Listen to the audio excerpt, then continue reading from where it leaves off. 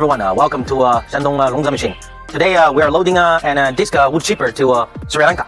Behind me you can see the complete unit of this disc chipper. This chipper with an 6 meters input conveyor, and 3 meters discharge conveyor, and 10 meters output conveyor. This wood chipper fit with a 90 kilowatt electric motor. The capacity for this machine is 5 to 10 ton per hour. This machine is suitable for round log cutting, and the maximum wood log diameter is less than 25 centimeters. Inside this disc chipper, it fits with 6 flying knives. It can cut the wood log to small pieces, like 1 to 2 centimeters. Okay.